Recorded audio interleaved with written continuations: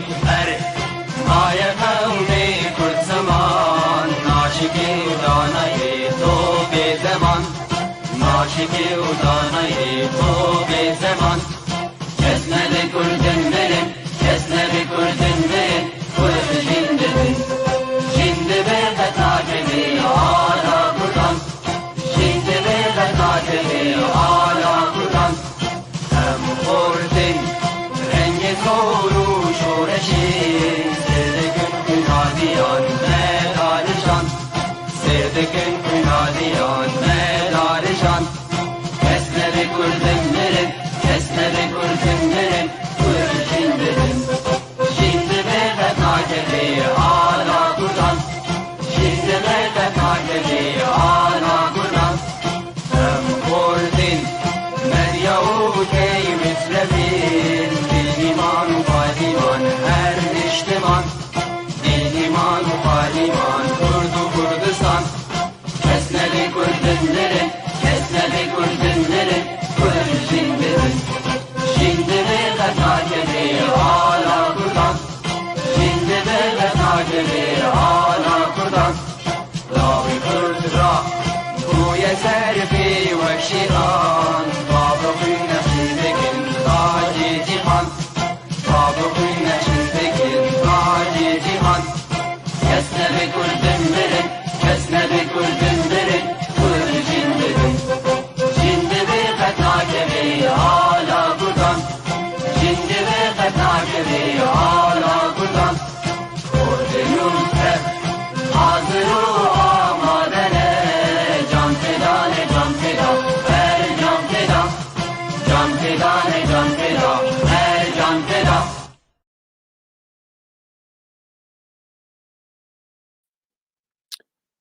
مشاهدي الكرام، أسعد الله مساءكم بكل خير.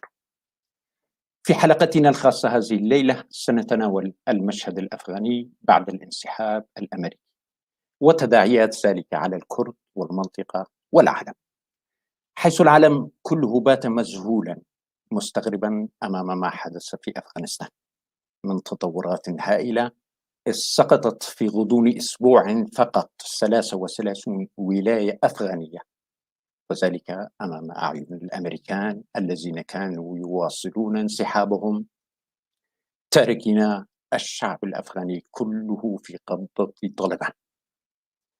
مناظر صادمة صاعقة شاهدناها جميعا، لا سيما منظر الأفغانيين الذين تمسكوا بالطائرة التي حلقت عاليا لتنفضهما ويرتميان أرضا، وكان بالإمكان عدم إيذائهما حتى وإن لم يكن لهما مكان على مقاعدها. ما الذي يجري في أفغانستان؟ ماذا فعلت أمريكا؟ أي درس أحبت أن تبلغ العالم إياه؟ هل إنها شوهت صورتها أم صورتها أصلا مشوهة كما قال اليساريون؟ ما الزراعة التي يلجؤون إليها للتغطية على هذه الخديعة الكبرى؟ أهو تحول سياسي أم انهيار أخلاقي أم سلوك أمريكي مزمن؟ هل تركت أمريكا عرش الدبابير المفخخة مفتوحا ونحن على موعد مع متشددين راديكاليين ينفذون ما يملي عليهم في منطقتنا والعالم كله؟ ماذا عن معادلة الكرد وأمريكا من خلال هذا التحول؟ هذه الأسئلة وغيرها أتوجه بها إلى ضيوفي في الاستديو، الدكتور محمود عباس، الأستاذ جميل إبراهيم، الأستاذ صديق شرنخي، الأستاذ عصام حوج، والأستاذ مسعود محمد. أرحب بكم باسمي وباسم الاتحاد العام للكتاب والصحفيين الكرد في رجبي كردستان، وأبدأ سؤالي من الكاتب والحقوقي جميل إبراهيم. جميل، هذا الانقلاب الأمريكي على الأفغان وإطلاق يد طالبان ما أسبابه برأيكم؟ وهل من خطورة على الكرد في المنطقة؟ أرجو الكاميرا لديك مغلقة أستاذ جميل. أستاذ جميل هل تسمعني؟ بله تفضل. سمعت السؤال أستاذ جميل أم؟ بله تفضل. إيفار باش جو حمارة بروجرام ما مستوى جميل اللي بوريني تخزم تسبيك ده بروجرام بعربية بزحمتي وقفة بيشتغل مكاكو باش فرمك إيفار باش وتبدا رج كارمند بايف تي في حوالي قلكي تيدا خبتهم دوستن إيفار باش نواني ورا وإيفار باش بينر وبيسري ورا بويرا جو أفغانستان تشيبو براستي في 6 سال نهده بويرا قالك بتشاف وخيايب وب يعني نموناك وكوي هنا بلكي تشينا بوي قالك قرنق بو أف بوير وقالك كارفدان يجي جهاني حموي هبون بلابو بيقمان و يعني تأثيرها ويل قالك جهة هبل قالك ولاطة هبل قالك ملتها هبل يكجي قالي ما يكرجي ليه أخوازم بيجم جبوك الزريج نكم أخوازم بيجم كو أم خلقي فان ولاتي رجلاتا نافين بتايبتي دوان بويري ولو كارو خبوتي خده أم قالك جهاتين وهر وقت يجي أم سجاد خنستي دم غيري خو يعني ام خو سوجدار وگناهکار ته نابینن یان ام بیژن سوجه فلان ولاتي یان ام بیژن مؤامرات پلانك هي السرما لي بيګومان د باوریان د سوجدار اول پیشي یکمین خلقي وی ولاتين وك سروك امريكا قوت اف 20 سال امريكا افغانستان اف 20 سال چکات دوان پراد دوان ارتشاوان يعني راهنان وتدريب بوادكن ودعلمين سرچکا هر تشتيد دوان از مخازم وان نمره رقم بيش قاصل ودا صرف كرنا بيجم تشتكي قلق زيدا صرف كرنا بيقومان وستك قلق زيدا جي الور وسيان وقلق زاروك ولاتي وانجي لشكري وانجي الور هاتن كشتن دي افغانيا شكر اشتي 20 سالا طالبان د دروجه د افغانستان خص د سیخوا تی واته یا کو ملت افغاني هنا وك از بازم في قوتنا سروك امريكا بيجم جو بايدن هنا بشتي 20 سالا هنا نعلم هين نبوي جولاتي خو حزبك قلي خو حزبك قد بر ولاتي خو قلي خو برفانيه بك اف طالبان افغانيين نا امريكيين ونا روسيين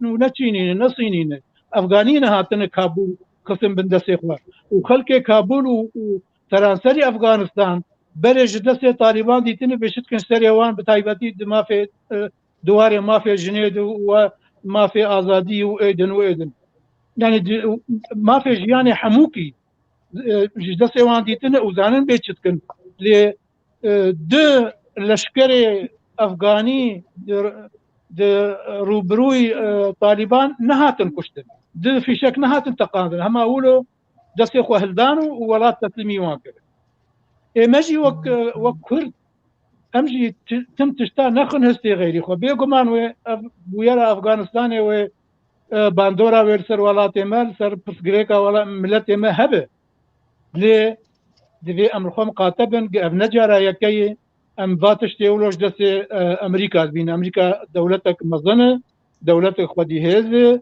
برجواندي هنا برجواندي وي هنا والجموي هري البيش ويا كمين برجواندي خد باريزه نجبو تشافي ما يرشتني تيفان ولا تا وزارو خد كوجي وتشكو فرا وآلي كاري وتدريب ونظام تشدك برجواندي ويجي هنا لقرك امشي برجواندي خزانه بن وقتی که دولت کوک امریکا ته ولاته ما یا ته ولاتک تنشتا ما جیرانی ما یا تشتکی دک کار کی ته امشي کاربن هەما هەنگیکێ تێخن نابێنە بەرژەوەندیە خۆ بەرژەوەندیە وان دەولەتێ مەزندە بێگومان یان نەتشتێکی نهێک ئەس بێژم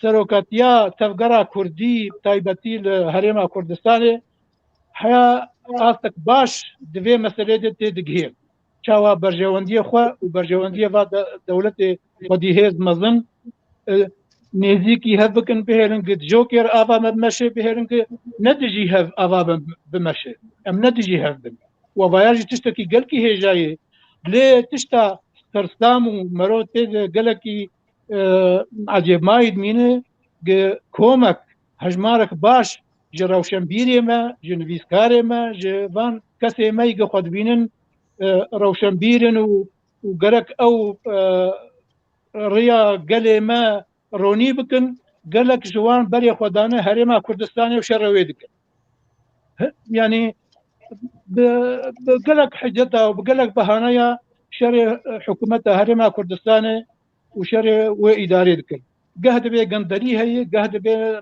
malbatî heye ez pirsekê dikim em li çar welatê rojhilata navîn perçebûne Tirkiye, İran, Iraq, Sûriye ev dewletana taybetî dewleta meselan bêjin İran bi hezarê sala dewlet Tirkiye zêdî 700 salî dewletê Sûriye 700 sal dewletê Iraq 700 sal dewletê ki evana genderî li wa tune kêmanî dua di tune ne piştî 100 salî ev dewlet Sûriye û Iraq hatin xuyakirin ku di dewletê wek bêjin faşil ne serketîne ne hêjanek bibin dewlet Tirkiye jî piştî 700 salî dewletê xelkê wê ji birçîna gazina dikin xelkê wê ji bêkariya gazina dikin xelkê wê ji newekheviye gazina dikin İran ji xwe rewşa wê hûn dibînin çawayê yanî xelk ji İranê direvin tên Kurdistanê xelk ji Bexdê direvin tên Kurdistanê xelk ji Sûriye direvin tên Kurdistanê xelk ji Zemşkirê direvin tên Kurdistanê ev wataya ku Kurdistan wextê ez bê Kurdistan ez behsa başûrê Kurdistanê dikim hikûmeta Hewlêrê dikim ev tê wataya ku ev hikûmet ev herêm ciyekî hêjayê ku xelk xwelê ji tirsê û ji mexatira biparêzin li her derê genderî heye li Amerîka genderî heye li Yaban genderî heye li kîja welatî bixwaze İttihadê Sovyetî Yekîtiya Sovyet piştî 6-7 salî ji ber genderiyê û şaştiye û îdara xerab ji hev ket û paza dewlet em gerek ji bo ez dirêj nekim ez dixwazim vê tenê digot nabêjim em gerek li pişta herêma Kurdistanê bisekinin û em vê ezmûna wê bihêlin ezmûnek serkeftî be eger kêmanîn hebe em hinekî çavê xweşê bigirin lê em ne ji bîra bikin em karin bi şeklekî bi awayekî taybet ji ware va kêmaniya bidin xuyanêkirin lê ne ser Facebooka û ne ser malperê internetê hema her nûbên û şerê hikûmeta iqlîmê bikin bêjin hikûmetek gendelî tê heye bêjin malbatî tê heye bêjin hikûmetek tabi'e bêjin nizanim çi sed hicet û hicet yan bêjin bes ji bo kem şerê wê bikin bi texmîna me wê bandora vê mesela Efganistan wê hindik bir ser Kurdistanê wê gelekî hindik vê belkî ser welatê tin bêtir bin û bi dirêj kir gelek spas ji were saeta xweş سپاس ji bo wejî ji bo cenabê te ez wek tîbînî dixwazim bibêjim mamoste Cemîl program me biryar da bû bi zimanê erebî bê her hel em memnûnin û ez dizanim karûbarê te jî heye ji bo wê yekê em cerdî kêfxweş bûn tu tevlî me bûyî heger tu bixwazî jî ji ber ku ez zanim karûbarê te heye berî programê te ji me re got tu serbestî û tu li gel me jî bimîne em ê pir kêfxweş bin gelek memnûn gelek spas min dixwast ez bar bimînim lê were mok ji ter got mêvanê me hene û mêvanê me îcawê me bikin mêvanê hinek dijî yani mecbûr war herin Slavorês destê we xweş be seheta we xweş gelek memnûn Slavorês bo te û bê mêvanê te dest xweş bê دكتور محمود عباس لماذا الانسحاب؟ هل من سيثق بأمريكا بعد هذا الانسحاب؟ تحياتي لك والمشاهدين الكرام والأخوة الضيوف الكرام. حقيقة عملية الثقة بالولايات المتحدة الأمريكية تعتمد على تلك الشعوب أو تلك الحركات التي تتعامل مع الولايات المتحدة الأمريكية إما من منظور على أساس الصداقة والعلاقات الإنسانية أو من منظور البعد السياسي أو الاستراتيجيات. بعض الشعوب لا تزال تنظر إلى العلاقات الدولية من منظور كأنها علاقة مجموعات إنسانية ببعضها البعض، ولكن في السياسات الدولية أو بالأحرى بما تقوم فيه الولايات المتحدة الأمريكية أو الدول الكبرى أثناء تعاملاتها الاستراتيجية مع دول العالم هي منطق المصالح ومنطق العلاقات السياسية. هنا يدخل الكثير من الباحثين أو من المحللين السياسيين إلى هذا المجال من منطق الإيديولوجيا أو الفكر المسبق أو المواقف المسبقة من الولايات المتحدة الأمريكية أو من الدول الأخرى المعاكسة، الإمبرياليين الذين لهم وجهات نظر إمبريالية من الاتحاد السوفيتي سابقا أو من الدول المعادية للولايات المتحدة الأمريكية حاليا. عمليا هنا لا أستطيع أو بالأحرى المنطقي الذي يريد أن يحلل هذه الواقعة من منطق أو البعد السياسي يجب لا يظهر عليها أن الولايات المتحدة الأمريكية تخلت عن أحد أصدقائها، إنما الظروف والمصالح الدولية ومصالح الشعب الأمريكي بالضبط فرضت على الولايات المتحدة الأمريكية أو على رئيس الحالي الانسحاب في هذه الفترة بالضبط، علما أن عملية الانسحاب هي ليست عملية استباقية أو عملية قد وقعت في هذه المرحلة أو وقعت في زمن جو بايدن. الحديث جرى في فترة أوباما وتكرر في فترة ترامب، وقد صرح أو العملية الحقيقة الاتفاقية الأساسية بعملية الانسحاب وقعت من قبل إدارة ترامب. لدي سؤال بهذا الخصوص دكتور. نعم بالضبط، عفوا، في السنة الأخيرة بالضبط من ولاية ترامب، ونفذها جو بايدن. طبعا دائما المحللين السياسيين هون المعارضين لهذا الانسحاب يقولون ان الظرف غير ملائم او اللحظه لم تكن ملائمه، ولكن كانت الاجوبه، طبعا انا نتحدث هنا ليس دفاعا عن بايدن ولا دفاعا عن السياسه الامريكيه ولا دفاعا عن مواقفها، ولكن كتحليل الواقع. يعني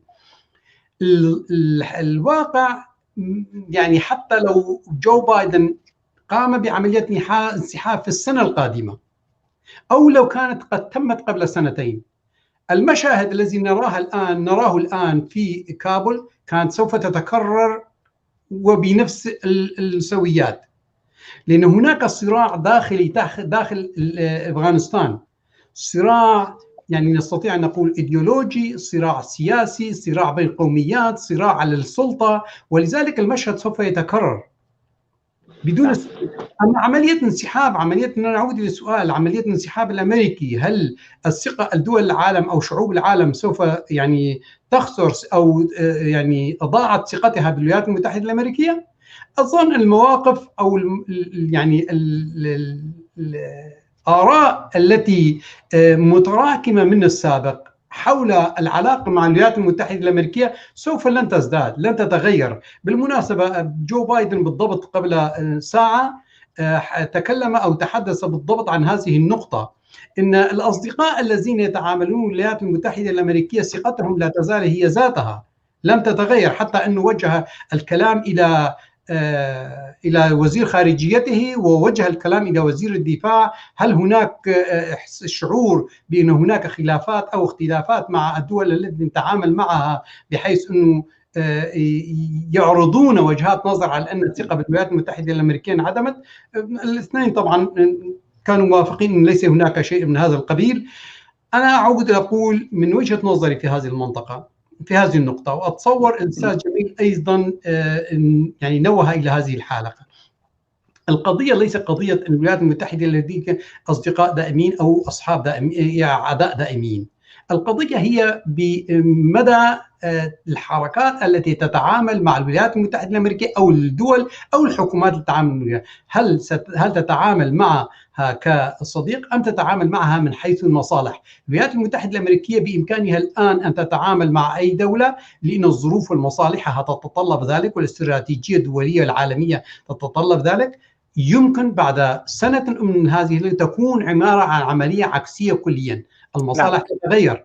ولذلك القضية الكردية في هذه النقطة، أطلت عليك أخي خورشيد، أظن الضيوف يحضرون.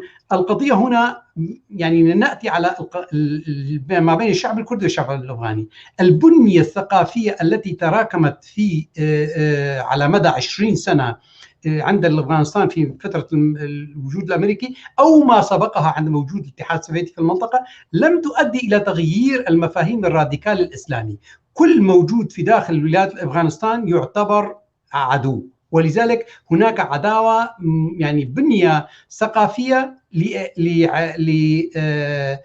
يعني لمواجهة كل تدخل خارجي.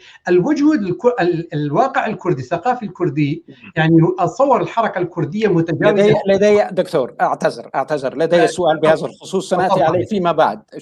شكرا وأنت تعيش في أمريكا وتتابع الشأن الأمريكي منذ سنين. شكرا. سنعود إلى هذه النقطة أيضا. الأستاذ صديق الشرنخي، هل تعتقد أن مستقبل كردستان سوريا والعراق سيكون مثل أفغانستان إذا سحبت القوات الأمريكية من هناك؟ في الواقع أن مستقبل كردستان سوريا وكردستان العراق لن يكون مثل ما حصل في أفغانستان لعدة أسباب. أولا لأن لوجود إسرائيل في هذه المنطقة، وأمريكا بحاجة لأن تضمن هذا الوجود الإسرائيلي أو في هذه المنطقة الحليف الأساسي لها. تحدث الأخوة قبلي عن مسألة المصالح، أنه ليست هناك صداقات دائمة إنما هناك مصالح دائمة، ويبدو أن المصالح الدائمة والصداقة الدائمة هي فقط مع إسرائيل، مما إذا قرأنا سيرة أمريكا في المنطقة. ولذلك فإن خروج أمريكا من هذه المنطقة سوف لن يحصل قبل أن تؤمن عوامل بقاء الإسرائيليين. ومن ناحية ثانية أن حاجة أمريكا في المنطقة حاجة أقليمية وحاجة مصالح. الحاجة الأقليمية لها هو أن منطقة الشرق الأوسط لن تتغير لن تتغير كثيرا بتغيير ما حصل في أفغانستان، إنما ما سيحصل في العراق وسوريا ولبنان وغيرها. هذه المنطقة هي التي ستشكل عامل تغيير في المنطقة بشكل أكثر. أستطيع أن أربط ما حصل في أفغانستان بعملية واحدة، هي عملية تأمين طريق الحرير الذي تحدثت عنه الصين وتحدث عنه الأمريكان. سنأتي عليه أيضا أستاذ صديق. نعم.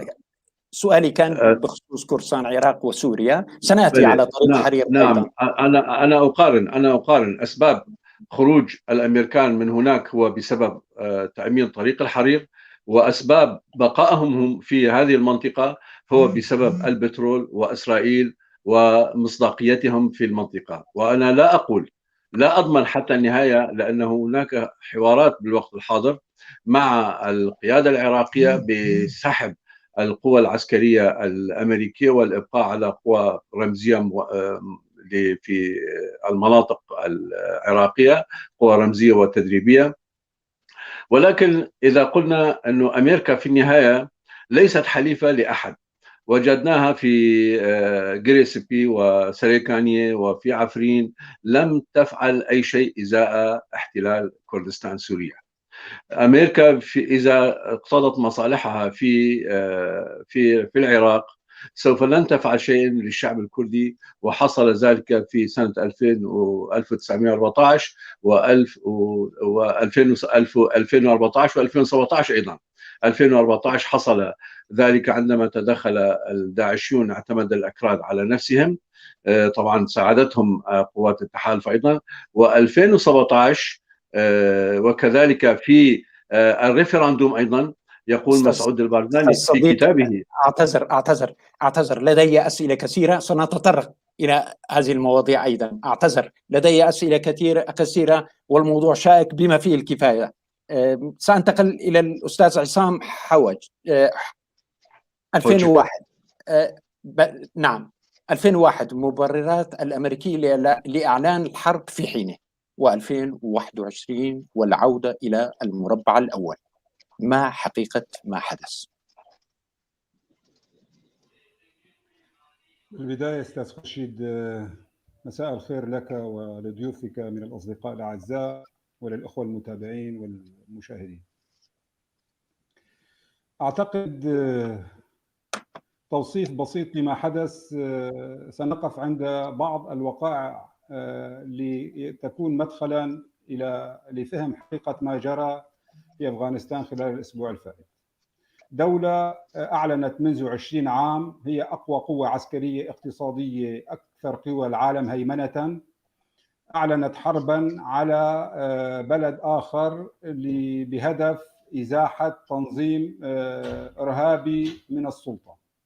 بعد 20 عام، بعد صرف 3 تريليون دولار، بعد أن بقي العالم على مدى 20 عام تحت حكم حالة طوارئ، نتفاجأ نحن والعالم بما فيها حلفاء الولايات المتحدة الأمريكية، بما فيها قسم كبير من النخبة السياسية والإعلامية الأمريكية، نتفاجأ بأننا عدنا إلى المربع الأول.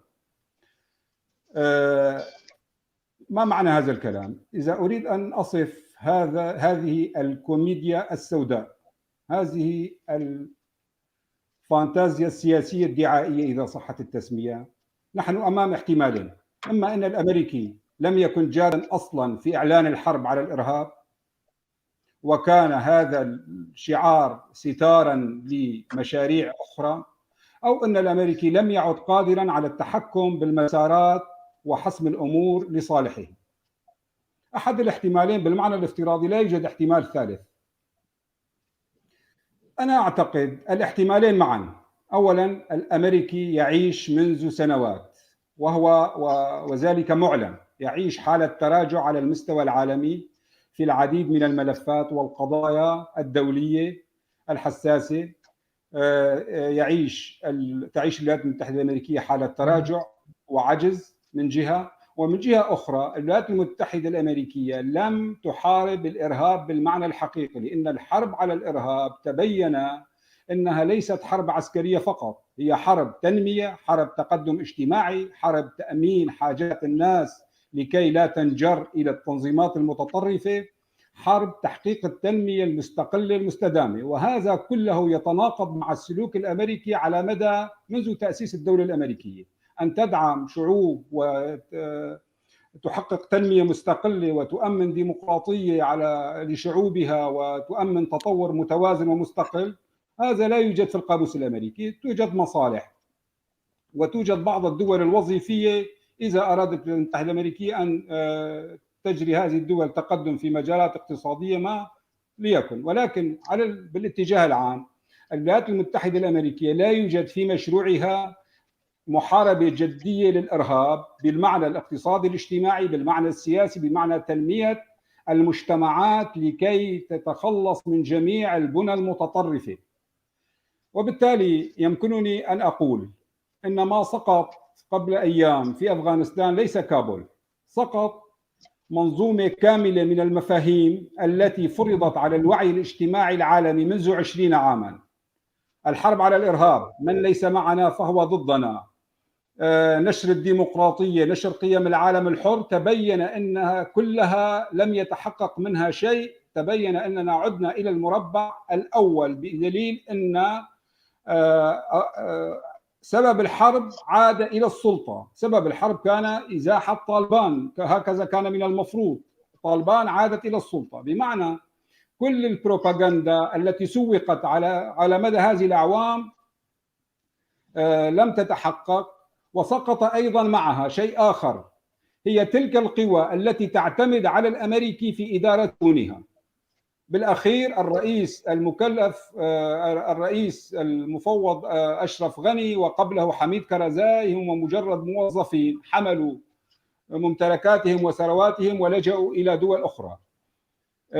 وما سقط أيضا هو نموذج تلك الدولة التابعة التي تهيئ الطريق للغزاة، هؤلاء الطغاة في دول المنطقة. هذه الأنظمة التابعة بالمعنى الاقتصادي الاجتماعي والديكتاتورية بموضوع الحريات السياسية تهيئ الطريق للغزاة الأمريكان وغير الأمريكان لكي يتدخلوا بشؤون بلدانهم. أستنتج وأقول من كل ما سبق أن ما جرى يضع أمام شعوبنا، أمام بلداننا، أمام حركاتنا الجادة التي تريد الخروج من هذا المأزق التاريخي الذي تمر به المنطقة من سوريا إلى أفغانستان إلى شمال أفريقيا. ليس أمامها إلا العمل من أجل تغيير وطني ديمقراطي، وأشدد هنا على كلمة وطني ديمقراطي، لكي تستطيع الخروج لا بالاعتماد على الأمريكي ولا بالتدخل الخارجي. من جملة ما سقط مفهوم تغيير الأنظمة من الخارج. ها هو النظام يعود في أفغانستان وليس غيرها الذي بدأت منها العملية. اسقاط الانظمه من الخارج بحجه اشاعه الديمقراطيه، هذه المنظومه سقطت، هذه المقوله سقطت. اذا ليس امام شعوب وقوى والقوى الحيه في هذه البلدان وهذه الشعوب سوى النضال من اجل تغيير وطني ديمقراطي جذري وشامل ينهي انظمه التبعيه وانظمه القمع في سوريا، في لبنان، في العراق، في ايران، سوق الى كل ما يسمونه قوس التوتر. نعم. المنطقة يجب أن تعمل من أجل تغيير من هذا النوع، تغيير لصالح شعوب المنطقة وليس لصالح أحد آخر. نعم. شكرا.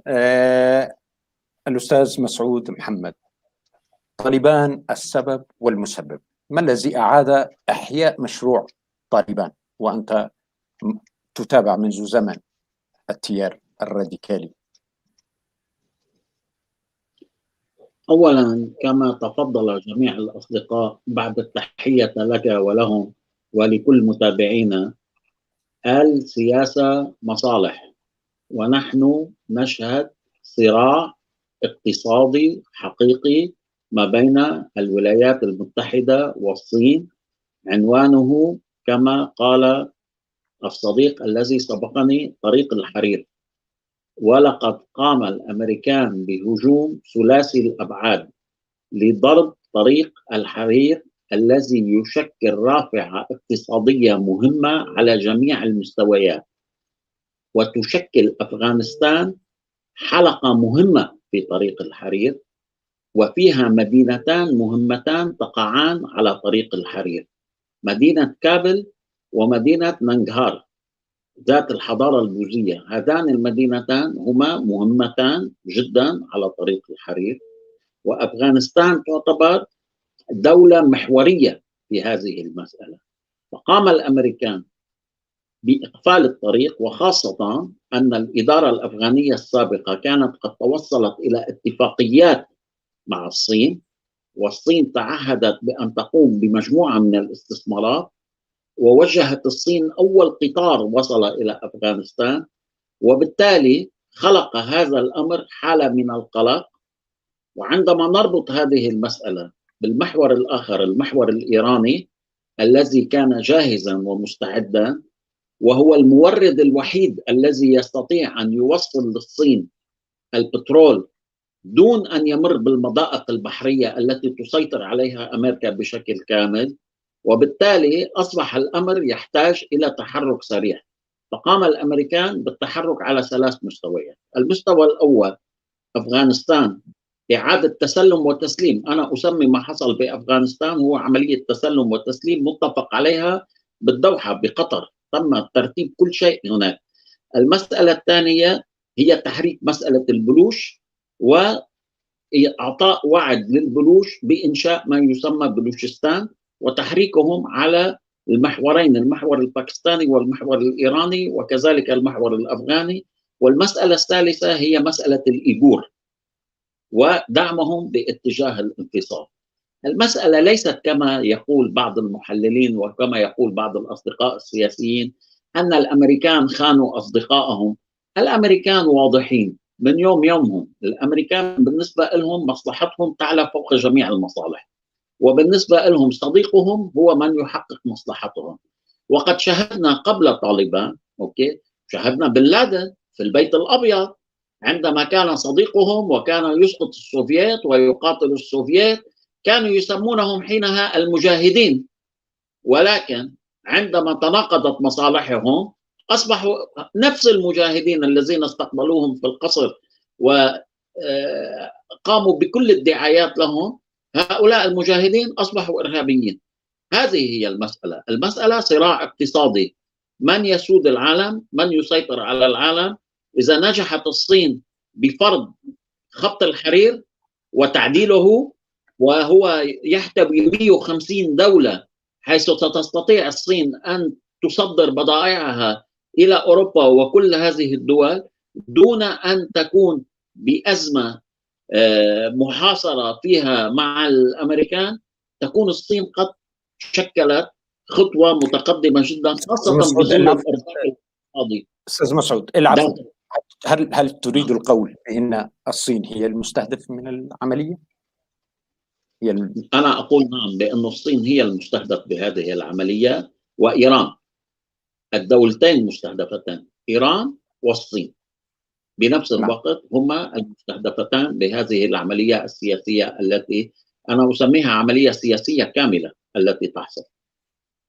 نعم، شكرا أستاذ مسعود. الدكتور محمود عباس، علق كثيرون الآمال على بايدن لإصلاح ما أفسده ترامب. هل سنندم على سارق الكفن كفندس كما في التراث الكردي؟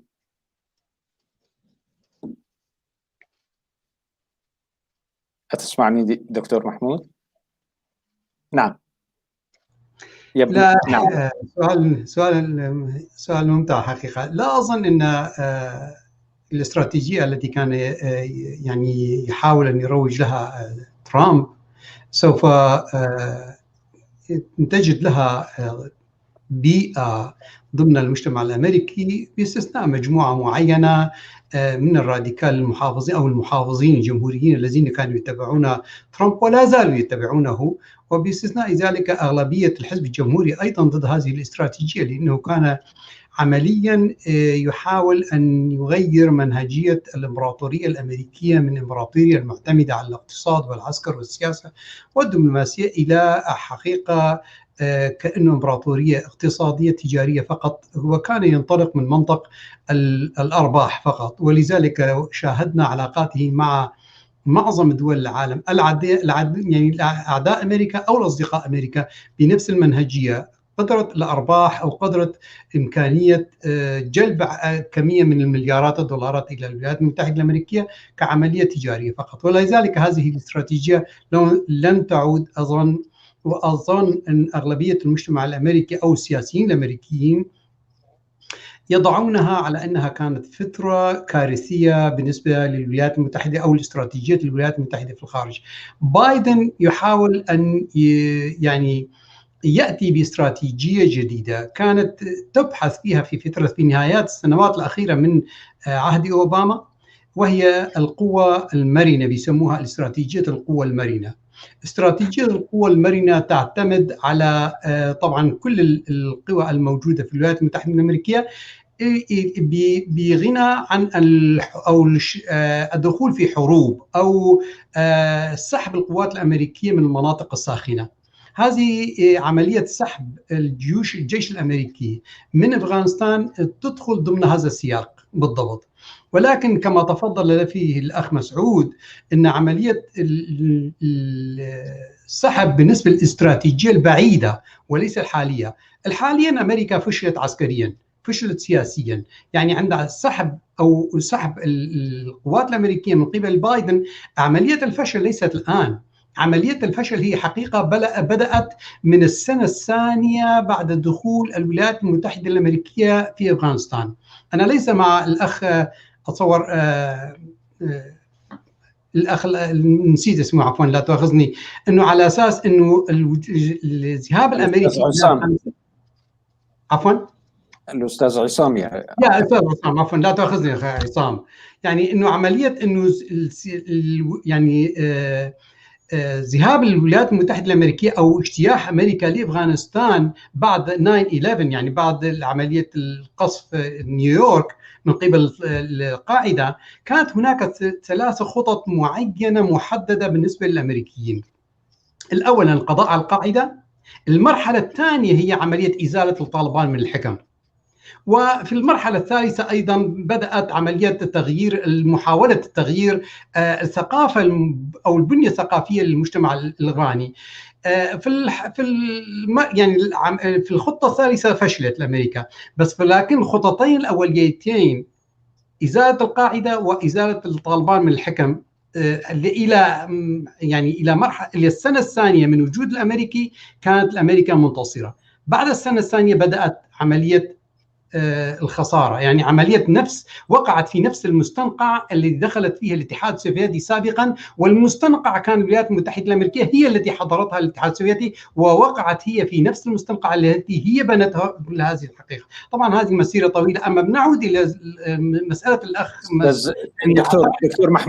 دكتور محمود الآن على الشاشة سؤال على الشكل التالي: ما قراءتكم لخطاب بايدن وتلميحه بالانسحاب من العراق ايضا في سياق بدي اجي على هذا، بس خليني اكمل هالنقطه هاي مختصرا. طبعا عمليه الاخ مسعود طرحها انه عمليه الصراع الاقتصادي او بالاحرى الاستراتيجيه البعيده للولايات المتحده الامريكيه هي موجهه للصين ولإيران، وفي الحقيقة للدول التي لم تكن تسمح للولايات المتحدة الأمريكية باستخدام قواعدها لضرب يعني جماعات الطالبان، ومن بينها أوزبكستان وطاجكستان والباكستان أيضا.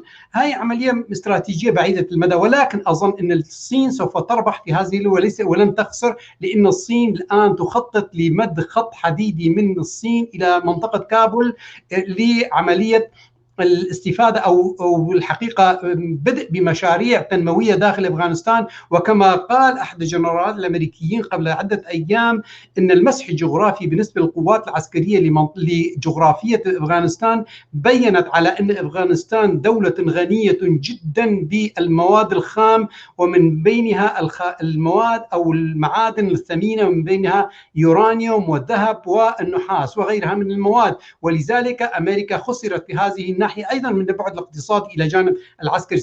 نعود إلى خطاب أو سؤال الأخ خورشيد وخطاب وبالأحرى سؤال للأستاذ خليل عبد الله هركي. نعم تفضل.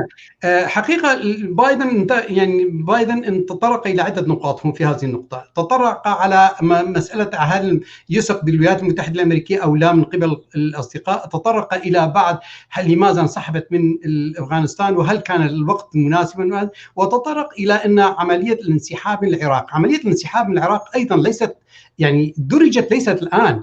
العملية هي فقط بايدن الآن ينفذ ما تم الاتفاق عليه. تم الاتفاق بين ترامب وحكومة العراق على أساس أن الجيش الأمريكي سوف ينتقل من منهجية الدفاع عن العراق إلى عملية قوات استشارية أو قوات ذاته تعطي الخبرة أو الخدمات للجيش العراقي. هذه النقطة سوف تقوم إدارة بايدن سوف تقوم بتنفيذها مستقبلا، وأظن هذه الخطوة سوف تكون بشكل غير مباشر من صالح القوى الكردية أو من صالح المناطق الكردية، لأن الولايات المتحدة الأمريكية عملية الانسحاب من أفغانستان وعملية الانسحاب من العراق سوف لن تجد منطقة أخرى تكون لها مركز استراتيجي بالنسبة للشرق الأوسط غير المنطقتين الكرديتين، والتي لها بنية ثقافية ملائمة ومصالح مشتركة أيضا. هذه النقطة أتصور سوف تكون من بين النقاط التي سوف تدرس في إدارة بايدن مستقبلا. نتمنى ذلك. شكرا دكتور. الأستاذ الصديق الشرنقي، ما السياسات الضرورية ما السياسات الضرورية التي لا تستجلب مثل كارثة أفغانستان على شعبنا الكردي برأيك؟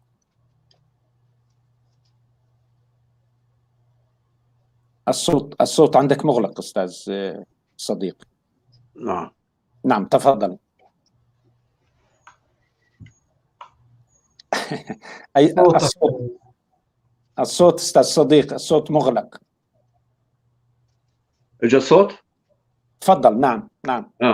نتحدث هنا عن طرفين من أطراف الكرد. الطرف الأول الأساسي الذي يحمل الملف الكردستاني بالوقت الحاضر الذي هو أقليم كردستان. أقليم كردستان المطلوب طبعا بالوقت الحاضر، أقليم كردستان يعاني عدة إشكالات وظروف. مثلا نجد أن الاتحاد الوطني الكردستاني غير متعاون معه، ونجد أن الإسلاميين الذين دخلوا في البرلمان والذين يستقون الآن بالانتصار طالبان، الانتصار الإسلامي مثل علي بابير وغيره، الآن يحاولون أن يشدوا الإزرة مع بطالبان.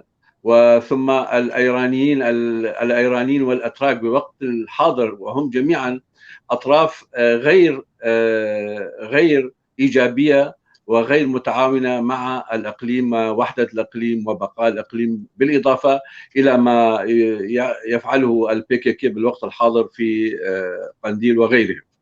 هنا يجب أن ننظف البيت الداخلي، يجب أن نقوي أنفسنا كما ذكر الأستاذ عصام حوش أيضا في هذا الموضوع. يجب نحن ككرد وكالشعب الكردي أن نبني مقومات البقاء والاستمرار، وذلك بنسج علاقات جديدة وعلاقات بديلة وعلاقات احتياطية.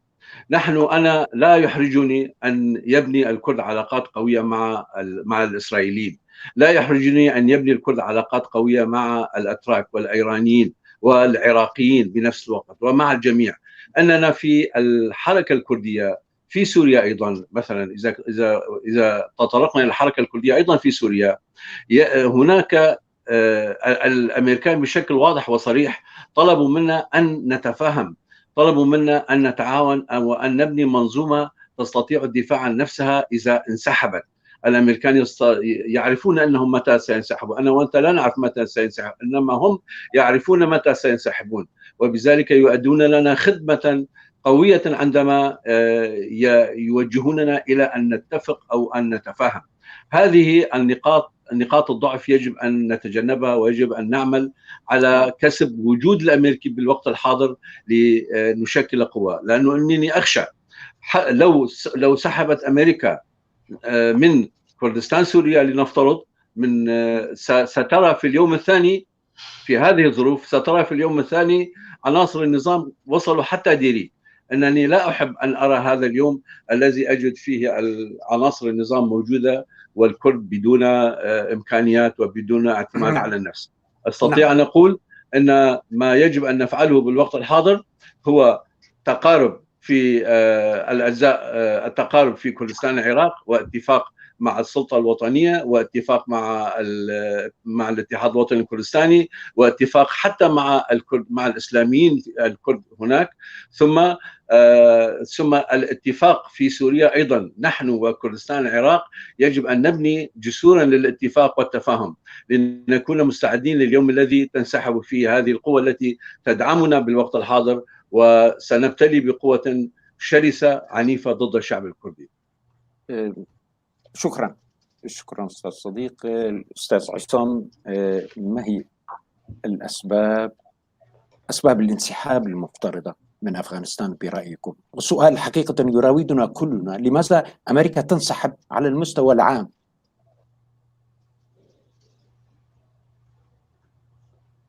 الصوت أستاذ عصام، تفضل. نعم. أعتقد جميع ما تفضل به الأصدقاء أو أغلب ما تحدثوا به إذا لم يكن الكل من الأسباب هي صحيحة، ولكن السبب العميق، السبب الجوهري لعملية الانسحاب الأمريكي ليست من أفغانستان فقط. هناك عملية انكفاء على المستوى العالمي، يجب أن ندرك هذه الحقيقة. عملية انكفاء وتراجع على المستوى العالمي، لأن الولايات المتحدة الأمريكية لم تعد قادرة على التحكم والاستفراد بالقرار العالمي كما السابق. هناك قوى دولية صاعدة جديدة تضع أوراقها على الطاولة، وبالتالي دون أن ننطلق من هذه الحقيقة جميع التحليلات الأخرى أعتقد ستكون خاطئة. هناك تراجع أمريكي، هذا التراجع يتجلى بأشكال مختلفة، يتجلى في كل دولة وفي كل منطقة بالعالم بأشكال مختلفة. في بعض المناطق أتفق مع الصديق الذي قال إن المستهدف هو الصين. أعتقد أن الولايات المتحدة بهذه العملية بإثارة هذه الفوضى، وعلى فكرة من أينما تنسحب تترك وراءها فوضى، هذه سمة عامة في السلوك الأمريكي بالمناسبة. هكذا فعلت في الشمال السوري في رأس العين وفي الأبيض، وهكذا فعلت في العراق عندما انسحبت تمدد الإرهاب الداعشي بطريقة ملفتة للنظر، وهكذا حدث في أفغانستان. وكل ما يتكرر بهذه الطريقة عندما يتكرر أي أمر يعني أن له قانون ينظم هذه المسألة، ليست صدفة. الصدفة تحدث في مكان أو مكانين، أما عندما تتكرر هذه الصدف يعني هناك قانون، يعني أن الفوضى بالذات هو أحد مكونات المشروع الأمريكي. الفوضى لماذا في أفغانستان تحديدا؟ الفوضى لإثارة الاضطرابات والقلاقل في تخوم الصين وفي تخوم أوراسيا. هناك المعجزة الصينية التي يعجز الأمريكان حتى الآن عن مواجهتها، النمو الصيني الذي من المتوقع أن يصل عام 2024 إلى 28%، في حين سينزل المساهمة الأمريكية في النمو العالمي إلى 9%.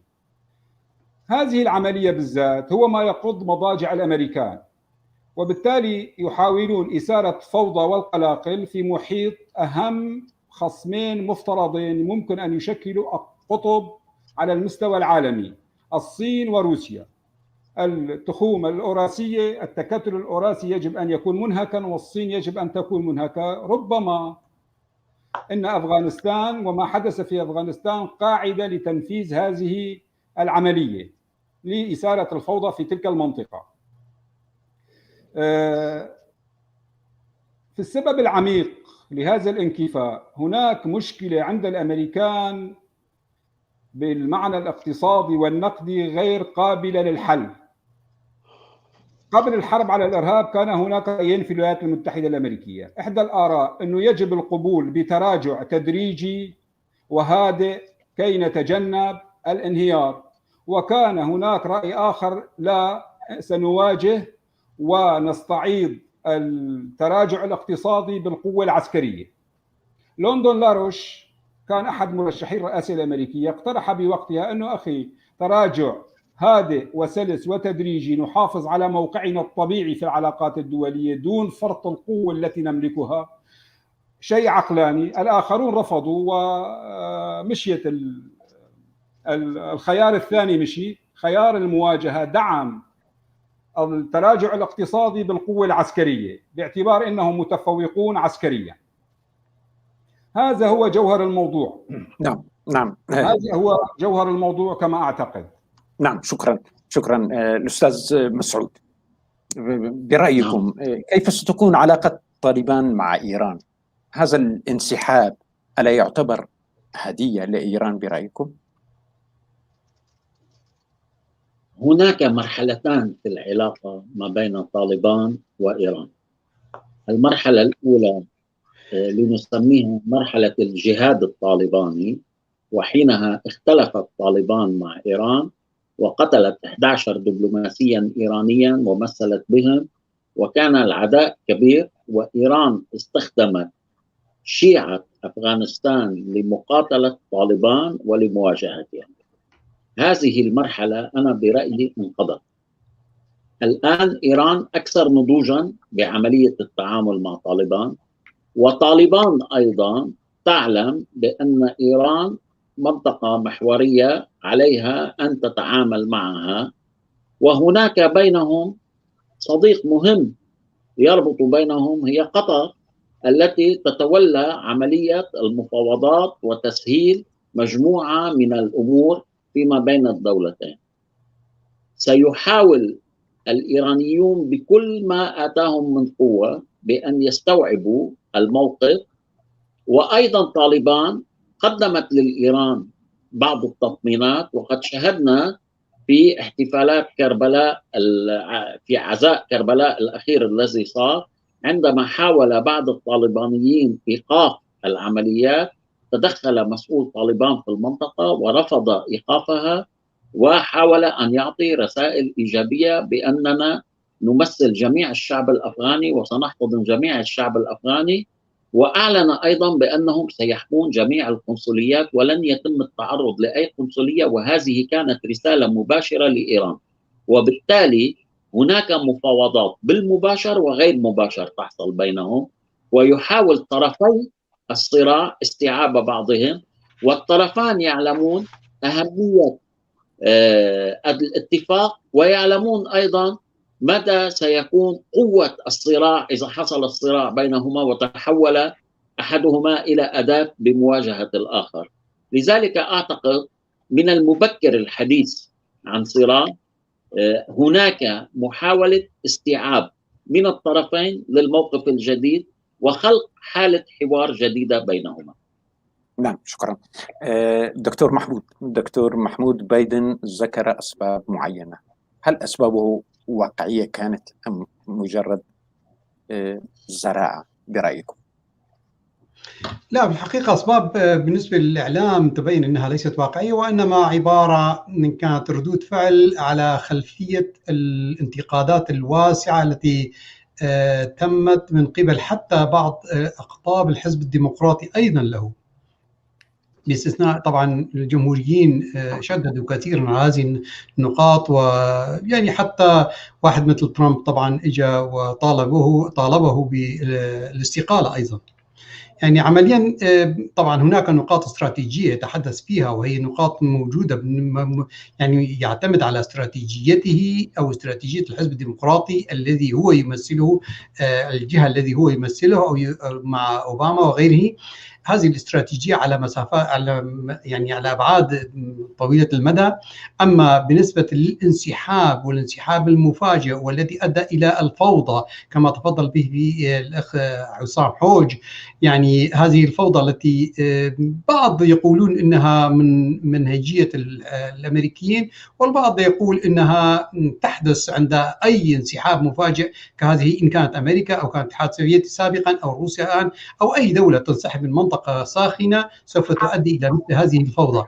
أما عملية الانتقاد الذي الذي شدد عليه الإعلام الأمريكي بالداخل بالضبط على نقطتين معينتين، هي أولا عدم قدرة الولايات المتحدة الأمريكية من سحب أو من إخراج المواطنين الأمريكيين من داخل بشكل مناسب أو بشكل سريع، بحيث لا يكون هناك أحد منهم معرض إلى الخطر، لأن هناك مجموعات من أو تستطيع نقول أعداد كبيرة من المواطنين الأمريكيين لا يتبعون إلى وزارة الدفاع ولا وزارة الخارجية، وإنما هم منظمات مدنية كانت لها اتفاقيات بعملية البناء أو عملية نستطيع نقول مشاريع ضمن أفغانستان. بعض المشاريع كانت موجودة على أطراف أفغانستان كلها، وحتى الآن هؤلاء الأشخاص لا يزالون في مناطقهم وليسوا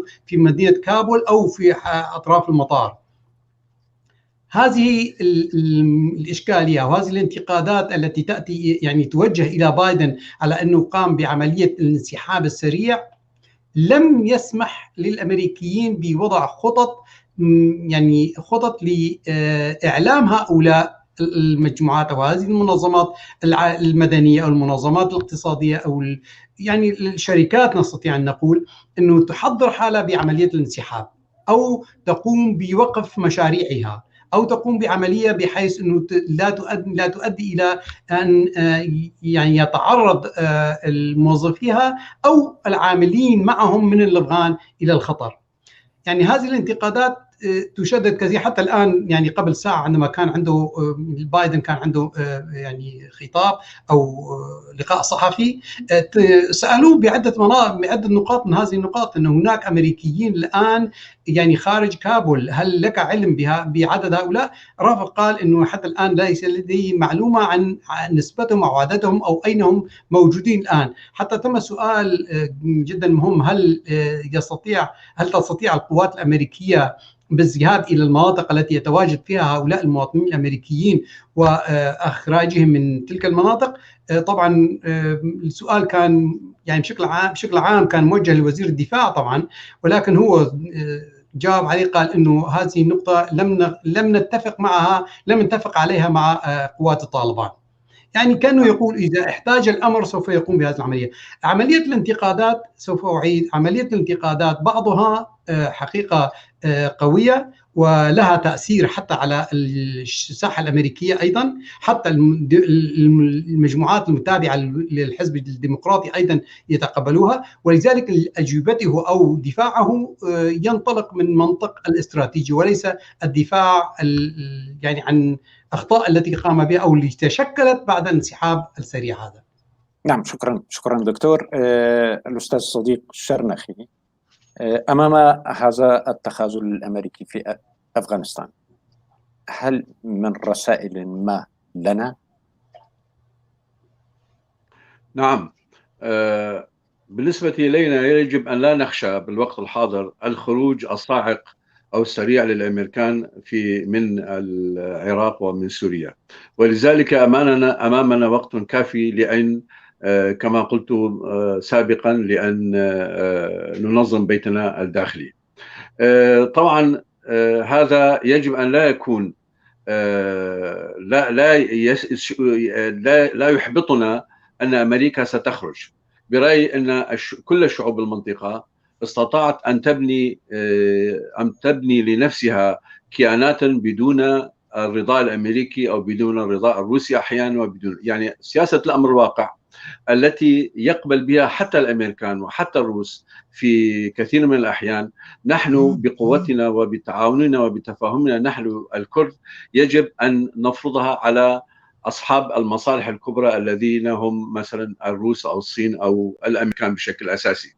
ولذلك نحن لن نخشى أن نكون، طبعا حصل للكرد سنة 75 خسر الكرد أصدقائهم في لحظات، لم انهارت الثورة الكردية، وفي كذلك سنة 90 أيضا في سنة 90 عندما هاجر الكرد إلى تركيا، وسنة 2014 و2017 عدة مرات صدم الأكراد بحلفائهم ولكنهم لم يسقطوا ولن يسقطوا أيضا هذه المرة. صديق العفو، ما هي ردود الفعل كردستانيين على مثل هذا الموضوع؟ نعم أشكرك. دعني أكمل هالفكرة. ردود الأفعال الكردستانية هي بالوقت الحاضر بين الخشية وبين التفكير الجاد في إيجاد البديل. برأيي أن البيدي مثلا في كردستان سوريا لها علاقات مع النظام ولها علاقات مع الروس ولها علاقات مع الإيرانيين ولها علاقات واسعة حتى مخفية مع الأتراك. هؤلاء لم يطمئنوا أبدا إلى الموقف الأمريكي، وربما ستفيدهم هذه العلاقات. وكذلك في كردستان التركية، في كردستان العراق أيضا، أن الأقليم هناك يعمل له خبرة طويلة في هذا المجال وله علاقات جوار طيبة.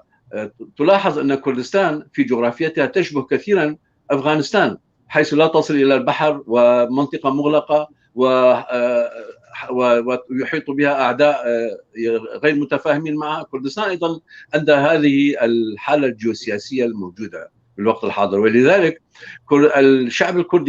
شعبنا الكردي في العراق يستطيع أن يتجاوز برأي هذه المحنة نتيجة علاقاتهم القديمة مع الإيرانيين ومع الحكومة العراقية ومع الشعب العراقي بسنيه من السنة والشيعة، ومع تركيا أيضا، وكذلك لهم علاقات إيجابية مع الدولة التي نراها أساسية في الشرق الأوسط التي هي إسرائيل. ولذلك لا أخشى كثيرا من أي انسحاب أو تخفيف للتواجد الأمريكي في المنطقة، لأن الكرد تعودوا في سوريا وفي العراق، تعودوا على هذه التلاعبات وعلى هذه الفانتازيا السياسية التي يمارسها الأمريكان. ولذلك لا أرى خوفا ولا أخشى أن يزول الكيان في كردستان العراق ولا في سوريا. إنما ما أخشاه هو التحالفات الخاطئة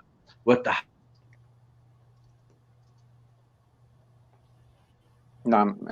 يبدو الأستاذ صديق الشرنخي لديه مشكلة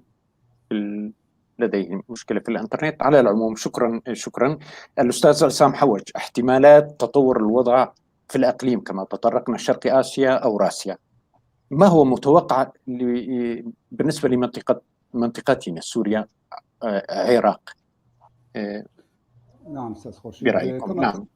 نعم كما أسلفنا قبل قليل، الاتجاه الانسحابي هو اتجاه ثابت عند الأمريكان، ولكن أعتقد أن الأمريكان ربما يتريثوا قليلا فيما يخص الوضع السوري والعراقي، قليلا، ليس أمامنا وقت كثير طبعا.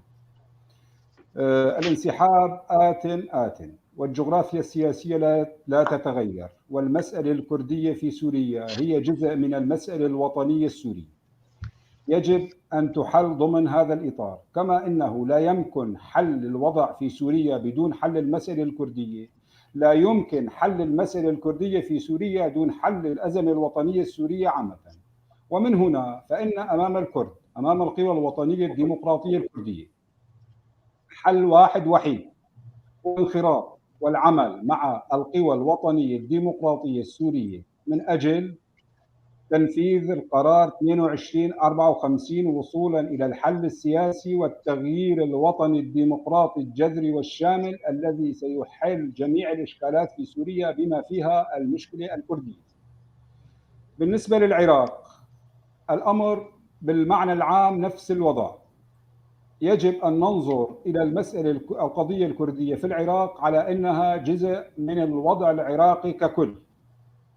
وإحدى أهم الدروس أن التغيير بالطريقة الأمريكية والاعتماد على الوعود الأمريكية منذ 2003 إلى اليوم لم يحل أي مشكلة في العراق ولا في كردستان. فقط هناك وضع معلق غير محلول، مشاكل جديدة تتراكم سواء كرديا أو عراقيا.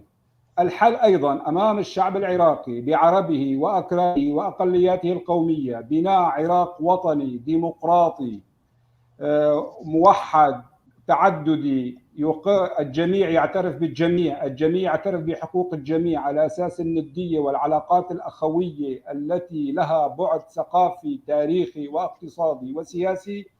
العمل معا من أجل عملية التغيير الوطني والديمقراطي الجذري الشامل بما ينهي الاحتلال الأمريكي ويحل القضية الكردية في العراق ويحل قضية الديمقراطية بشكل صحيح في العراق.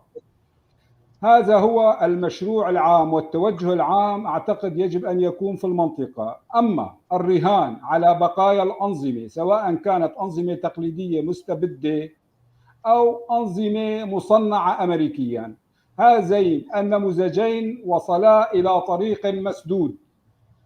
يجب أن تجري عملية التغيير، يجب أن تتوحد الجهود جميعها في إطار عملية التغيير الوطني الديمقراطي الجذري الشامل. الوقت ليس كثيرا، وكلما استطاع السوريين الدفع بهذا الاتجاه سيكون أفضل، ولكن بشكل مؤقت، أقول بشكل مؤقت، ربما من المفيد الوصول إلى توافق أو تسوية ما بين الإدارة الذاتية والنظام. عندما أقول النظام لا أقول العودة إلى حضن الوطن كما يدعي النظام أو كما يزعم النظام، لا أعني ذلك تماما. تسوية ما، توافق ما يعيد وحدة البلاد أو يستطيع أن يلجم إمكانية التدخل التركي، لأنه حسب التجربة الملموسة في مناطق الشمال السوري عندما انسحب الأمريكان سلموها للأتراك، وهذه إحدى أساليب الأمريكان إثارة الفوضى العامة، وبالتالي يجب قطع الطريق على أي احتمال لذلك. تسوية مؤقتة تشارك فيها قوى وطنية سورية بعيدا عن الخطاب الاستعلائي والفوقي من النظام، وبعيدا عن الشروط المسبقة والقطعية من قبل البعض في الإدارة الذاتية. هذه التسوية المؤقتة إلى أن تحل الأزمة السورية ككل في إطار عملية التغيير الوطني الديمقراطي الجذري الشامل، تحل الأزمة ويحل المصير النهائي لوضع الشمال الشرقي في سوريا على أساس الاعتراف بالتعدد القومي في البلاد.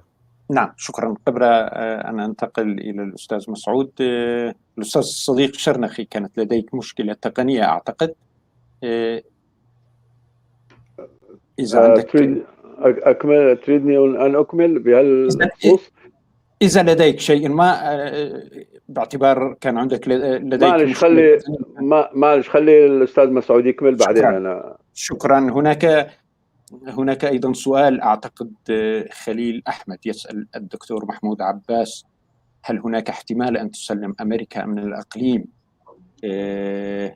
الأقليم إلى الأتراك في حال انسحبت أمريكا من العراق؟ باختصار لو سمحت دكتور محمود. لا أظن أن الولايات المتحدة الأمريكية سوف تقوم بهذه الخطوة. وخلينا ننتبه إلى نقطة معينة. طبعا هناك أسباب عديدة لا أود أن أقوم بتفاصيلها، ولكن نقطة معينة: الولايات المتحدة الأمريكية بالمناسبة سوف تنسحب من العراق ليس بكامل قوتها، وإنما سوف تغير من استراتيجية الدفاع عن العراق إلى عملية مستشار، يعني يصبحون مستشارين للقوات العسكرية العراقية. لا أظن أن الولايات المتحدة الأمريكية سوف تسلم الآن زمام العراق بشكل كامل إلى إيران في هذه النقطة. ولذلك أن عملية الوجود الأمريكي في شمال كردستان، في شمال العراق أو إقليم كردستان أنا كما أسميه، أظن أن الولايات المتحدة الأمريكية تعتبرها مركز استراتيجي، ولذلك لن تسمح لتركيا بالتمدد أكثر من وجودها الحالي. وهذه النقطة خلافية أخرى موجود فيها. نعم. لسؤال مختصر: لا أظن أن أمريكا سوف تسلم إقليم كردستان إلى تركيا. نعم، شكرا. الأستاذ مسعود: تأثير طالبان على كردستان العراق ورجعة.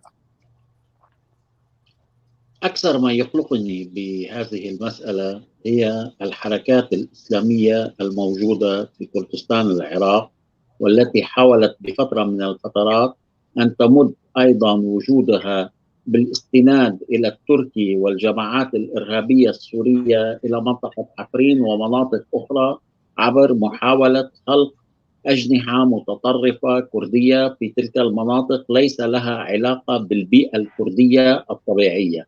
هذا هو الهم الأكبر عندي.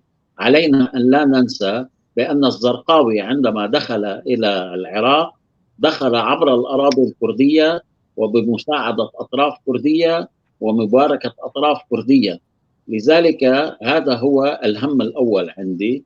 ولكن بنفس الوقت التجربة الكردستانية سواء كانت في سوريا أو في كردستان العراق أثبتت بأن الأكراد هم المقاتل الأول للإرهاب الإسلامي الذي حاول أن يدخل إلى منطقتنا.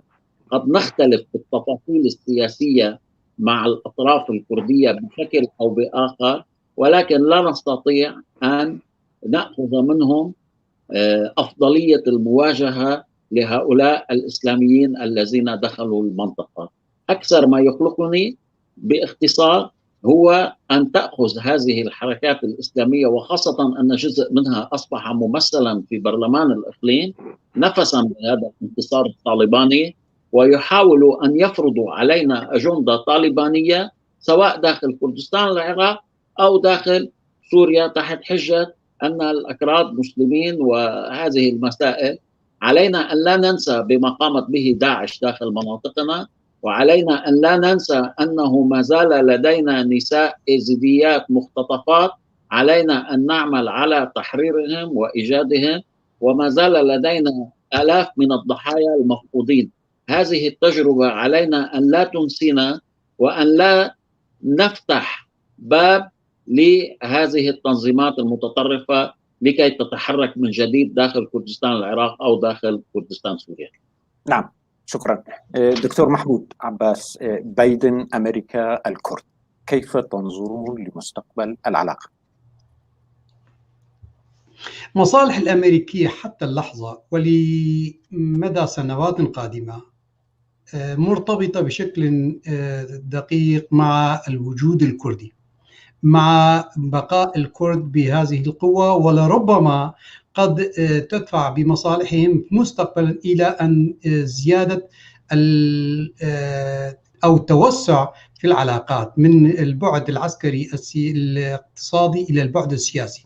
لا أستبعد أن الفترة القادمة قد تكون هناك خطوة على الاعتراف الأوسع بإقليم كردستان الجنوبي وإقليم كردستان الغرب. هذه هي ما أراه هي مصالح أمريكية بحتة، يعني ليس حبا بالأكراد وليس حبا بمصالح الكردية. حتى أن سؤال الأخ عندما سأل أنه هل أمريكا سوف تتنازل عن شمال العراق لتركيا، أظن المصالح الأمريكية لن تسمح بمثل هذه الخطوة. بايدن عمليا إدارة بايدن طبعا هناك خلاف قوي بين إدارة بايدن وبين الحكومات المحتلة لكردستان، وبالضبط مع تركيا وإيران. هناك خلاف منهجي بين إدارة أردوغان الحزب العدالة والتنمية وبين إدارة بايدن. هذا الخلاف قد يؤدي إلى عملية أوسع بالتعامل مع القضية الكردية، لربما كرسالة ضغط على تركيا. بالمناسبة أخ عصام انتبه إلى نقطة معينة جدا، أن يعني جميع حركات أو جميع مو حركات، جميع تاريخ الحضارات دائما لها مسيرة إلى العلو، وهناك يعني مرحلة من المراحل تبدأ بعملية النزول. الولايات المتحدة الأمريكية كإمبراطورية أصبح لها ما يقارب تقريبا 70 سنة، يعني بعد عمليا استلمت الإمبراطورية بشكل كامل بعد الحرب العالمية الثانية، والآن في هذه المرحلة هي القطب الأوحد، ولكن تبدأ القطب الثاني بالظهور، وكما تفضل القطب الصيني الروسي أو الأوراسي كما يسمى، أو لربما دول أخرى سوف تشترك. هذه العملية تؤدي أو تدفع بالولايات المتحدة الأمريكية بأن لا تسمح الدول مثل تركيا وإيران الذين أصبحوا لهم قوة والذين أصبحوا يتحدثون بمنهجية الموازاة أو المواجهة مع الولايات المتحدة الأمريكية في الوقت الذي كانوا هنا تحت أجنحة الولايات المتحدة الأمريكية إما عن طريق الناتو إلى آخره. في هذه الحالة الولايات المتحدة الأمريكية سوف تحاول المستحيل أن لا تقوم هذه الدول بمواجهة المصالح الأمريكية في المنطقة. والمصالح الأمريكية بعد خروجها من أفغانستان أظن لها مصالح قوية في الشرق الأوسط، ومن أحد المناطق الساخنة بالنسبة لأمريكا أظن المنطقتين الكرديتين. بالمناسبة الولايات المتحدة الأمريكية لا تميز بين غرب كردستان وجنوب كردستان، لأن مصالحها هي التي تفرض هذا الموازنة. بالنسبة لأمريكا لا يهمها جنوب كردستان ديمقراطية أو الأحلى ثاني أممية، وإنما مصالحها تتطلب أن تتعامل مع الطرفين بنفس السوية. لذلك أرى أن المستقبل القريب، طبعا لا أضع جزما في هذا، لأن المصالح الأمريكية قد تتغير بعد سنتين وتتعامل مع الولايات مع تركيا أو مع إيران بمنهجية أخرى، ولكن في الوقت الحاضر حسب ما تتبين أن الولايات المتحدة الأمريكية أو إدارة بايدن حتى الآن ترى أن الوجود الأمريكي في المنطقتين الكرديتين سوف تنتقل من منطقة التكتيك العسكري أو الاقتصادي الأمريكي إلى مرحلة استراتيجية في المستقبل، يعني في السنوات الثلاث القادمة. نعم، شكرا دكتور. للأسف يداهمنا الوقت، لذلك سأنهي حلقة اليوم بسؤال الأخير لمن يود الإجابة. السؤال: ما مدى قوة الحركة الإسلامية بين الأكراد؟ مختصرا أقول نعم باختصار. للأسف بدأت هذه الحركة بالصعود منذ عام 2003 ووصلت إلى مدى فترة معينة، وأظن أن الحركة بدأت تخمد بعد سقوط دولة داعش. أجيب لك مثال من عام 2003 ل 2016. 2003 كانت هناك في أقليم كردستان ما يقارب 1000 مسجد بسبب التدخلات الخارجية من إيران ومن السعودية. بلغت عدد المساجد في أقليم كردستان حوالي 5500 مسجد، وكان هناك 600 مسجد آخر بمشروع لإقامة داخل كردستان، حتى أن الدستور بدأ يعني يغيروا الدستور بحيث أن تكون بين مسجد ومسجد 1000 متر إلى عملية مسافة قصروها ب 600 متر. طبعا أجيب المثال هذا ليس تهجما على وجود المساجد أو شيء، ولكن أبين على مدى توسع الفكر الراديكالي الإسلامي، محاولة دول بتوسيع فكر الراديكال الإسلامي في المنطقة الكردية. لكن أظن بعد 2016 أو بالأحرى في بعد 2000 يعني بعد نهاية بدأت سقوط داعش، أظن هذا الفكر الراديكالي بدأ يتراجع، ولا أظن له بنية أو بيئة ملائمة لظهور مثل هذا الفكر. حتى الثقافة الكردية ترفض هذه المفاهيم، يعني الثقافة الكردية العامة الكردستانية ترفض الفكر الراديكالي، لأن البيئة التي خلقت منها المفاهيم الصوفية الروحانية هي منطقة كردستان. الكردستان هي كانت مركز لظهور الفكر الصوفي، والفكر الصوفي هي فكر مواجه أو معترض أو يعني ضخم قوي ضد الفكر الراديكالي الإسلامي. شكرا. أستاذ صديق الشرنخي، ما رأيك؟ نعم، برأيي هناك اختلاف. مثلا في كردستان سوريا الفكر الديني هو في أقل مستوى. هو فرضا نحن في عفرين ما كنا نميز بين اليزيدي والمسلم وغيرها. نحن في جزيرة كنا متفاهمين، مسلمين أكرادا، مسلمين وعربا وأكرادا ومسيحيين، كنا متفاهمين. إنما نجد هذه الظاهرة المؤذية في كردستان العراق أكثر. مثلا من الغريب أن يحصل علي بابير في أربيل على أعلى الأصوات في الانتخابات. هذه الظاهرة الأسلمة هناك هي قوية. ذكر الأستاذ محمود أنا كنت في وفد سنة 1973، كنا وفد إلى كردستان العراق. كنا نمر على القرى الكردية، ترى القرى الكردية جميعها مهدمة، إنما هناك جامع أبيض إسمنتي جديد. يظهر أن الدول السعودية أو إيران كانت تحرص على بناء هذه المراكز الإسلامية، وازدادت كما نعلم. وهناك إن لم نقف على هذه الظاهرة هناك شبه خطورة، إن لم نقل خطورة كاملة، في كردستان العراق حول هذا التوجه الإسلامي. إنما في سوريا لا نلمس أي خطورة من هذه الناحية. وكانت الحركة الكردية في سوريا لها الفضل في إبعاد الفكر الديني عن حركة شعبنا الكردي في سوريا. إنما لو سمحت لي يعني أن أضيف موضوع كان مهم لازم أقوله، يعني لو سمحت لي. إنما نحن نعم ما يبدو أن هناك قرار عالمي في تقسيم سوريا وفي تقسيم العراق وفي تقسيم لبنان أيضا. نحن عندما نرى في درعا يطالبون بالقوات الدولية ويطالبون بالحماية الدولية، العرب هناك لم يعد يرى مستقبلا له في دولة سورية. نحن في سوريا ونحن في كردستان العراق، لماذا نصر على أن نعيش مع جميع ولا نطرح مثلا شعار الفيدرالية ونطرح الاستقلال ونطرح حق الشعب الكردي والدولة الكردية؟ يجب أن نطرح مبدئيا هذه الأفكار. وإذا كان الأمريكان من مصلحتهم تقسيم المنطقة، تقسيم سوريا والعراق ولبنان، فنحن أيضا من مصلحتنا أن ننادي ونطالب بكيان كردي في هذه التقسيمات. هذا ما أختلف فيه مع الأخوة، أنه أصرارنا على الوحدة الوطنية والديمقراطية ونعيش مع العرب ونعيش مع الآخرين، هذه أنا أراها يبدو أن الظروف لا تساعد في هذه في بناء هذه عقلية. شكرا أستاذ عصام، ما رأيك باختصار لو سمحت؟ أعتقد يجب أن نميز في البداية أستاذ خورشيد بين التأسلم والإسلام. التدين الشعبي البسيط كعلاقة بين المؤمن وكمسألة روحانية وعلاقة بين المؤمن والخالق شيء، أما الحديث أعتقد هو عن قوى التأسلم السياسي. قوى التأسلم السياسي، أعتقد الثقافة الكردية والبيئة الكردية لا تتقبلها كمشروع سياسي، كتطرف وإرهاب، لا تتقبلها على العموم كما هي أغلب شعوب المنطقة. لا الشعب العربي ولا الشعب الكردي لا يتقبل هذه الثقافة المتزمتة المتطرفة. هناك قوى تأسلم سياسي نختلف معها سياسيا، ومن حقنا أن نختلف، ومن حقنا أن نستخدم جميع الأساليب للقضاء على قوى التطرف والإرهاب.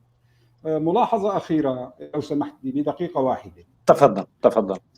يا أستاذي الكريم، نحن أمام حادثة كارثة حدثت قبل أيام. هناك من خذل منطقة وعالم وشعب وانسحب بشكل تراجيدي وترك فراغ. هذه العقلية بالاعتماد على بالتقاطع المصالح مع مصالح الأمريكي أعتقد يجب التخلي عنها، لأنها لن تنتج إلا الفوضى. وشكرا. وشكرا لكم ايضا. سؤال الاخ خورشيد، سؤال الاخ يعني سؤال الاخ عصام، ما هو البديل يعني هلا نستطيع عندنا بديل عن الامريكان؟ ما كنا يعني القوى الكرديه كانت تتعامل مع روسيا، ولكن روسيا تخلت عنا ايضا. يعني هل هناك بديل؟ انا معك بالفكره، الحقيقه معك بالفكره، يجب الاعتماد على الذات وهذا من اهم النقاط، ولكن ما هو البديل؟ استاذ خورشيد ما بعرف اذا بدك. دكتور محمود اخذ دور المحاور. تفضل. لا يعني سؤال مهم جدا، يعني الاخ اخ عصام موضوع متشابك للاسف. نعم جدا مهمه، يعني هذه من النقاط الحساسه جدا حقيقه يجب ان نقف عليها، وبالامكان ان نقوم ب يعني حلقه خاصه، نبين حلقه خاصه عليها، يعني نقطه جدا مهمه. هذا ما أردت قوله موضوع شائك، ونتمنى في القادم من الأيام أن نقف على نعم. اسمح لي بس قول جملة واحدة لو سمحت. جايك وأنت مختص كما نوهت سابقا بالتيارات الراديكالية. بدي إياك تجاوب على هالسؤال أستاذ مسعود. أنا بدي أقول مسألة مهمة جدا. أهم ما يميز كردستان العراق أنها كانت حاضنة لكل الأقليات ولكل الديانات، وقد قدمت نموذجا متقدما جدا في المنطقة، وحاولت أن تعمل المستحيل لتحافظ على مسيحييها ويزيديها وشبكها. وهذا هو النموذج الذي قدمه الأكراد، كونهم شعوب متسامحة استطاعت أن تحتضن الآخر المختلف معها. ومن هنا الخوف من الإسلاميين الذين يريدون أن يخربوا هذه البيئة التي حاولت أن تخلق ضمن الإمكانيات المتوفرة بيئة تسامح داخل منطقة تسود فيها الصراعات وأنهار من الدماء. هذا ما أردت أن أقوله. شكرا لكم. للأسف الوقت. تفضل دكتور.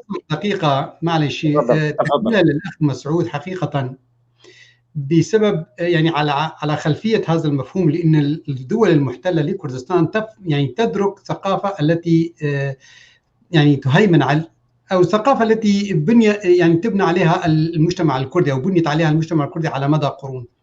ولذلك قامت حتى في فترات مرحلة الإمبراطورية الصفوية والإمبراطورية العثمانية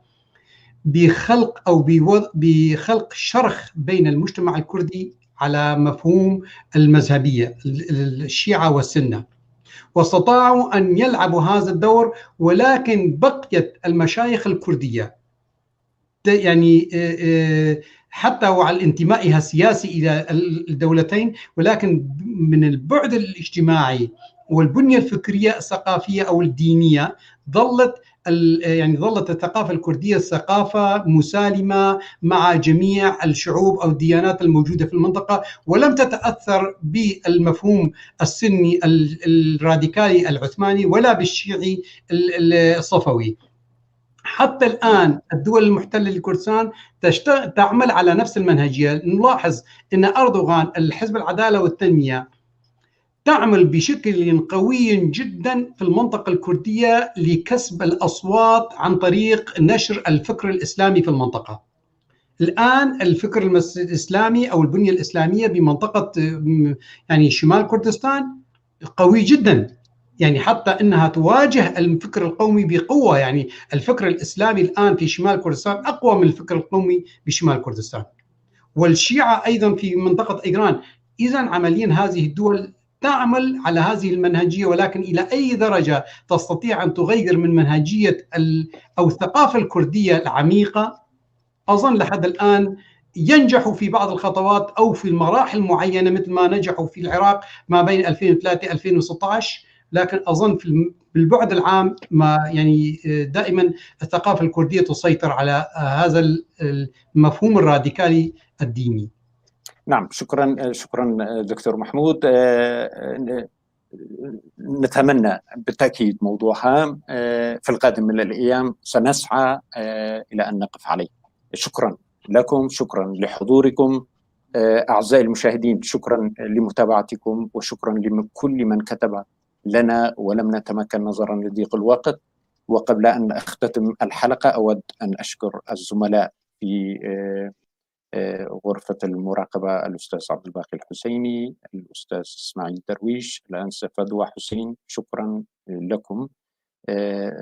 إلى حلقة مقبلة، كونوا بخير.